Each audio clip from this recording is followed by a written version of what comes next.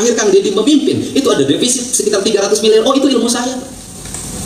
Saya tahu saya tidak akan defisit. Kenapa? Saya tahu bahwa PJ yang mengganti saya tidak akan belanja pembangunan. Di mana-mana ingin cari aman. Yang penting habisin dana rutin. Maka saya waktu itu saya duluin, saya bikin pembangunan 3 kali lipat di periode terakhir. Untuk apa? Agar minus. Untuk apa? Agar PJ menggantikan saya tinggal bayar utang, karena dia tidak mungkin membangun.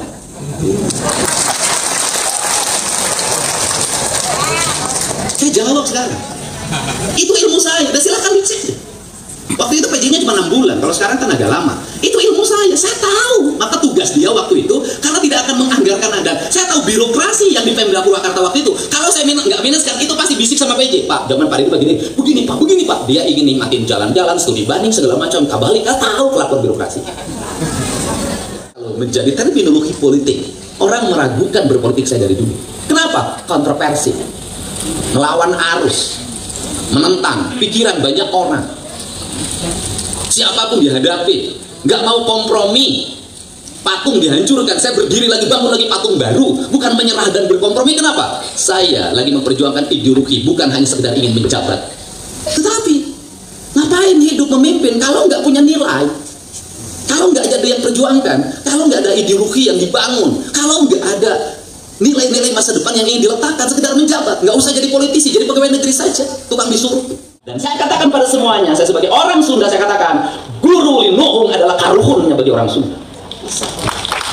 Nggak boleh lagi pandangan Anda, Guru Linuhungnya dari Eropa, dari Barat, dari Timur Tengah. Enggak, karuhun kita. Kenapa? Orang kita bisa di sini, bisa beragama, bisa berbudaya. Itu dari karuhun kita, bukan dari orang lain. Yang ngajarin ngomong adalah ibu kita dari nenek kita dari buyut kita. Dari situ kita nih tugasnya menyempurnakan. Bukan merubah-rubah dan merasa rendah diri, menganggap Linuhung kita adalah orang-orang yang tidak ngerti agama. Kata siapa? Mereka lebih tahu dibanding kita. Cuman bedanya mereka tidak sok pintar. Kenapa? Silim, sindir, sindang, siloka, sasmita. Dia menyembunyikan seluruh kearifan dan ilmunya atas nama apa? Atas nama nilai-nilai ketuhanan.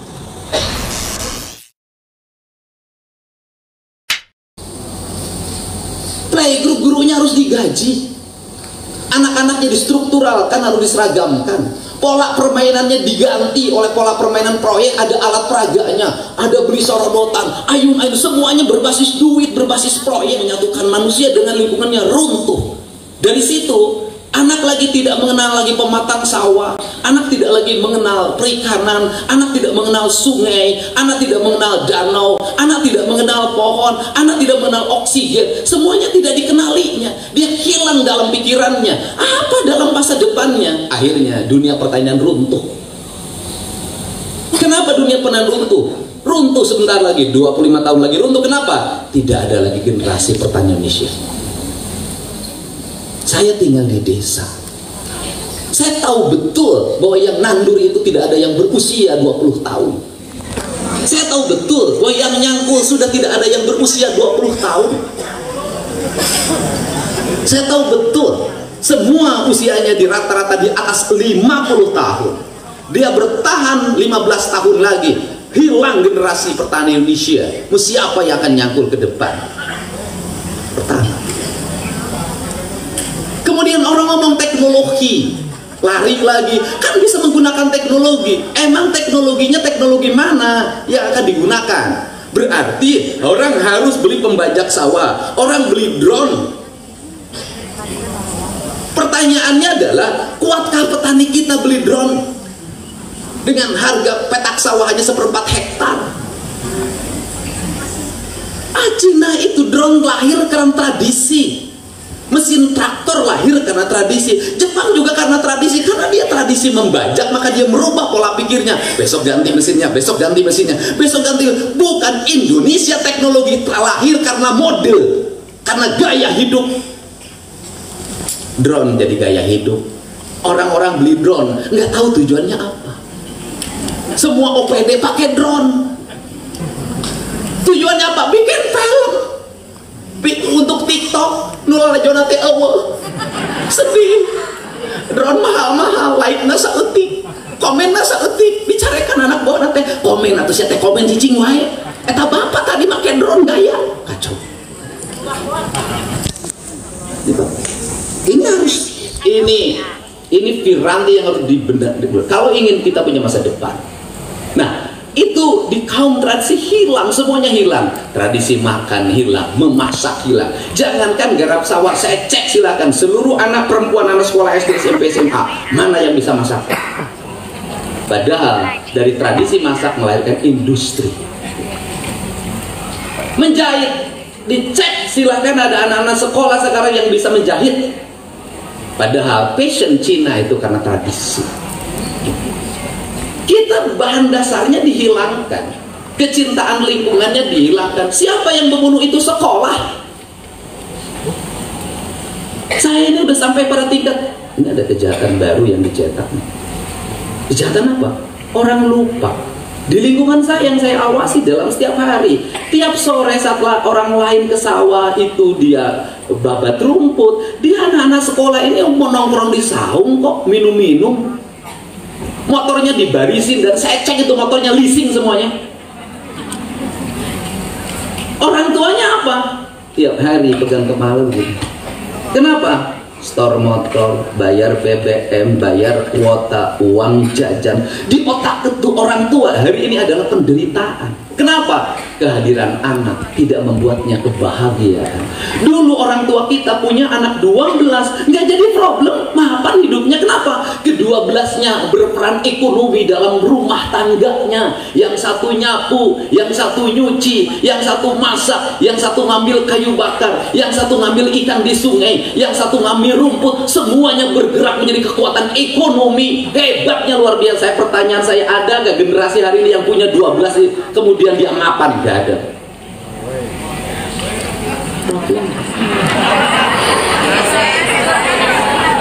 Anda kalau ngomong intelektual, ibu saya tidak sekolah SD Pak, nggak bisa baca tulis, anaknya 9 bisa sekolah semuanya. Bapak saya hanya prajurit kepala, palang 3. Dari sisi kalkulasi ekonomi anak 9 mati harusnya. Sawahnya hanya 1/4 hektar, 1 kolam 1/4 hektar kebun bambu. Itu modal kekayaan kami. Kami bisa hidup tanpa 1 jengkal pun yang terjual malah bertambah. Kenapa?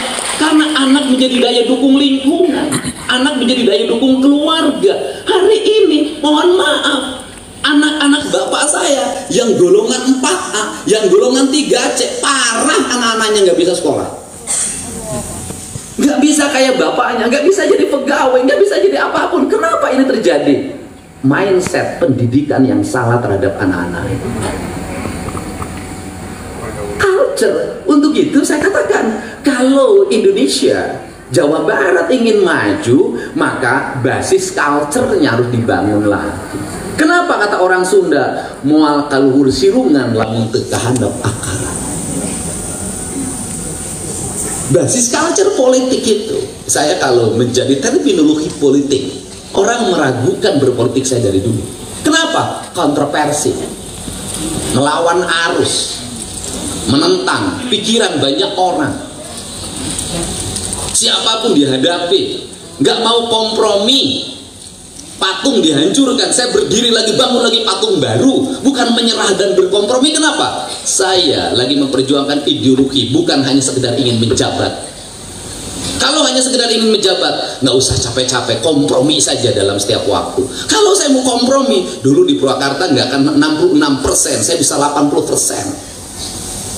Tetapi ngapain hidup memimpin kalau nggak punya nilai? Kalau nggak ada yang perjuangkan, kalau nggak ada ideologi yang dibangun, kalau nggak ada nilai-nilai masa depan yang ingin diletakkan, sekedar menjabat, nggak usah jadi politisi, jadi pegawai negeri saja, tukang disuruh. Pegawai negeri kan tukang disuruh. Bupati ini, ibu paling hebat. Ganti bupati ini, bapak hebat. Besok hebatlah. Bupati mah diangkat jadi jabatan segitu. Kan itu. Nah, tetapi menurut saya guru nggak boleh begitu. Guratnya itu adalah gurat air. Kemudian dalam bataranya batara wisnu. Dalam kebataraan. Karena untuk itu dia adalah bebas nilai. Karena dia bebas nilai, dia tidak bisa diintervensi oleh siapapun. Dan guru tidak boleh ada rasa takut oleh siapapun. Kalau guru takut sama kepala sekolah, guru takut sama kepala dinas, sekarang guru takut sama orang tua. Sudah mengundurkan diri jadi guru. Kenapa? kita tidak akan bisa membangun piranti masa depan bagi anak-anak kita. Makanya guru linuhung. Karena guru linuhung dia punya nilai-nilai adiluhung, gak boleh disentuh, ditempatkan. Ini problem Indonesia adalah salah dalam mempersepsikan guru. Guru diletakkan menjadi komunitas pegawai yang paling mudah digiring dan diarahkan oleh pemimpinnya. Gak bisa, nggak akan bisa. Apakah Anda mau anak-anak Anda dididik sama orang yang mudah didikte? Saya pasti pilih guru. Bagi anak-anak saya adalah guru yang tidak bisa didikte oleh siapapun. Dia yakin pada kebenaran yang objektif, itulah guru. Karena itu guru pendidikannya beda, tetapi gurunya harus punya kerangka dasar ideologi. Ideologi yang dikembangkan apa? Ya Pancasila. Ya Pancasila di Nusantara di mana? Ya Nusantara adalah terdiri dari antara. Ya antaranya apa? Ya kalau di Jawa Barat punya ideologi Sundaan. Karena kalau kita tidak punya ideologi Kesundaan, kita nggak akan bisa kenal tanah kita. Kita kenal air kita. Kita nggak kenal udara kita. Kita nggak kenal matahari kita. Kita nggak kenal leluhur kita, karuhun kita yang memiliki keadiluhungan diri. Dan saya katakan pada semuanya, saya sebagai orang Sunda, saya katakan guru linuhung adalah karuhunnya bagi orang Sunda. Nggak boleh lagi pandangan Anda guru linuhungnya dari Eropa, dari Barat, dari Timur Tengah. Enggak, karuhun kita. Kenapa? Orang kita bisa di sini, bisa beragama, bisa berbudaya. Itu dari karuhun kita, bukan dari orang lain. Yang ngajarin ngomong adalah ibu kita. Ibu kita dari nenek kita. Nenek kita dari buyut kita. Dari situ kita nih tugasnya menyempurnakan. Bukan merubah-rubah dan merasa rendah diri, menganggap linuhung kita adalah orang-orang yang tidak ngerti agama. Kata siapa? Mereka lebih tahu dibanding kita. Cuman bedanya mereka tidak sok pintar. Kenapa? Silip sindir sindang siloka sasmita. Dia menyembunyikan seluruh kearifan dan ilmunya atas nama apa? Atas nama nilai-nilai ketuhanan. Bagaimana kearifannya? Orang bikin dongeng Sikabayan nggak ditulis. Sikabayan buatan siapa? Bagaimana orang Sunda, leluhur Sunda itu dirinya adalah diri yang berpasrah pada Allah, diri yang hirup ukur sasampuran awak ungkur sasampayan saririn ring dumadi sarengkak saparipola sadaya kersaning Allah. Nggak ada yang diakui. Siapa yang bikin cerita lutung kasarung? Apakah menuntut hak cipta? Tidak. Siapa yang bikin cerita Sangkuriang? Siapa yang bikin cerita Sikabayan? Nggak ada, nggak ditulis baik, nggak ada. Itu bukti bahwa dia adalah orang-orang yang ikhlas. Kita nulis ditulisin. Menang Dedi Mulyadi, bising di aku kubatur. Ada hak karya ciptaan. Kalau lagu sudah ada bayarannya tiap bulan, walaupun masih kecil, itu harus diperjuangkan. Kenapa? Hari ini harus diurus. Kenapa? Karena hari ini kekayaan menjadi nilai-nilai material. Karya intelektual hari ini menjadi nilai kapital. Ya hari ini harus dihak ciptakan. Kenapa? Kalau enggak, orang lain diaku pakai dagang dia. Kalau dulu enggak, itu beda. Nah ini kan penting.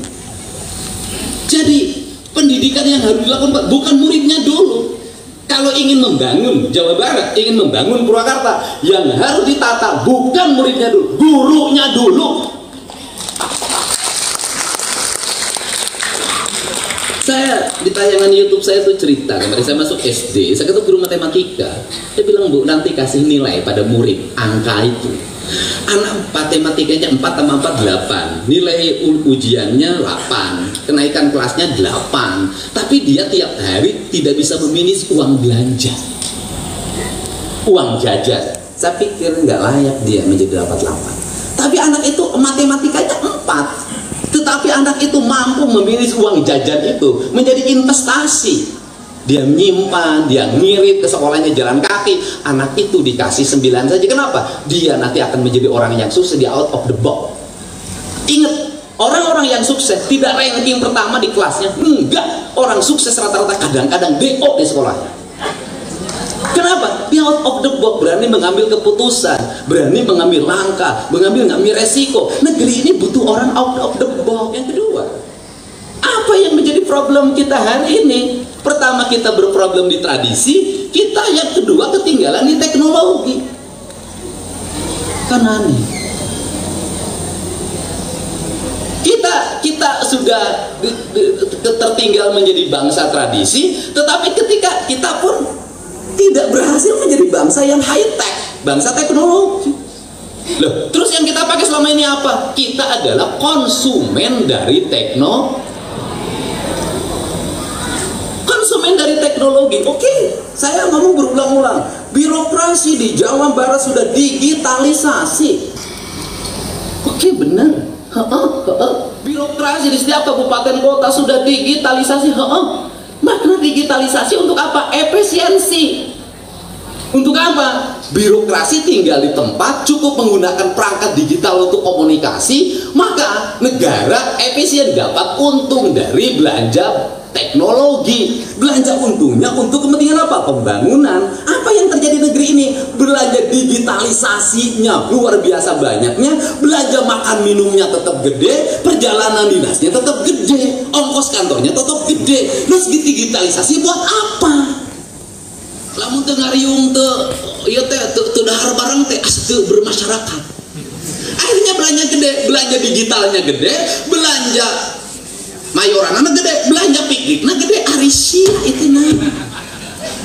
Saya orang yang selalu analisis anggaran dari dulu. Karena ngedis anggaran, maka saya dulu selalu nggak bisa. Saya sudah tahu di provinsi Jawa Barat itu nanti yang akan saya sudah tahu itu, yang akan saya efisiensikan lebih dari 3 triliun. Saya udah tahu itu di mana judulnya. Kenapa? Ya itu tadi, belanjanya nggak tepat, kirim ke sana 100 miliar. Saya tahu belanja untuk kepentingan pendidikan saja itu alat peraga lebih dari 300 miliar saya lihat. Saya masuk buka, saya akan buka itu nanti. Kenapa? Ini duit, nggak akan bisa menjadi kemajuan kalau cara pengelolaan begini. Anda sekda di sini, dulu kepala bidang keuangan saya. Silahkan dicek. Purwakarta ketika saya pemimpin mengalami lompatan-lompatan. Kalau saya orang tanya, ketika berakhir Kang Deddy memimpin, itu ada defisit sekitar 300 miliar. Oh, itu ilmu saya. Saya tahu saya tidak akan defisit. Kenapa? Saya tahu bahwa PJ yang mengganti saya tidak akan belanja pembangunan. Di mana-mana ingin cari aman. Yang penting habisin dana rutin. Maka saya waktu itu saya duluin, saya bikin pembangunan 3 kali lipat di periode terakhir. Untuk apa? Agar minus. Untuk apa? Agar PJ menggantikan saya tinggal bayar utang karena dia tidak mungkin membangun.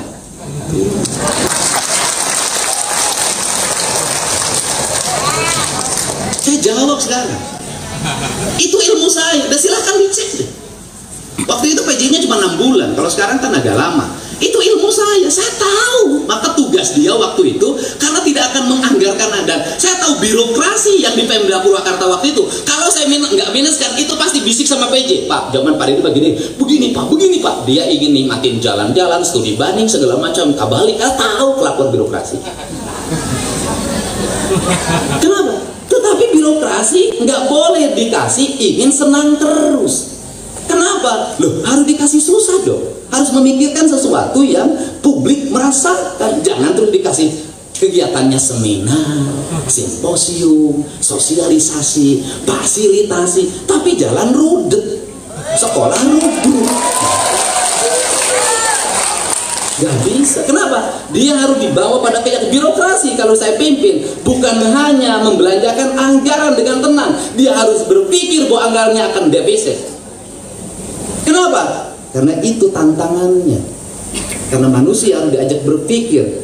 Negeri ini rugi, Pak. Nyekolahin birokrasi S1, S2, S3. Kemudian pendidikannya dari mulai apa awal birokrasi? Di Klatim. Terus? Pokoknya segala macam. Dan kalau kata Pak Jonan, mantan Menteri Perhubungan, apa sih yang menjadi kelemahan birokrasi Indonesia? Loba teuing sakola. Kenapa? Anda bayangin jadi birokrat, habis waktu untuk sekolah. Selek digawena ira sakola wah.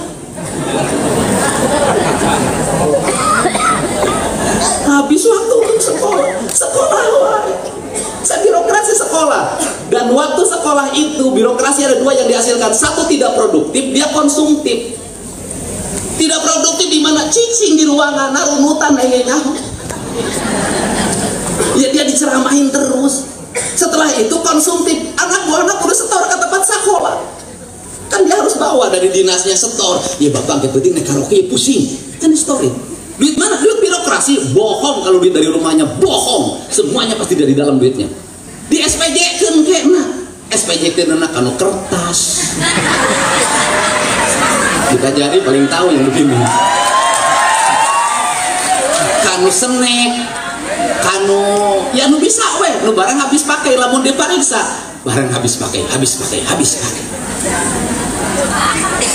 negara itu ruginya 3 sudah rugi anggaran sudah rugi waktu birokrasi udah sehingga saya katakan dalam perspektif saya ini kalau ngurus-ngurus begini lebih baik dibelanjain untuk kepentingan infrastruktur publik dan sumber daya manusia dalam jangka panjang daripada uang dihabiskan untuk itu. Kenapa? Duit yang diambil kita dari mana, Pak? Baik, sumbernya eksploitasi sumber daya alam, pajak.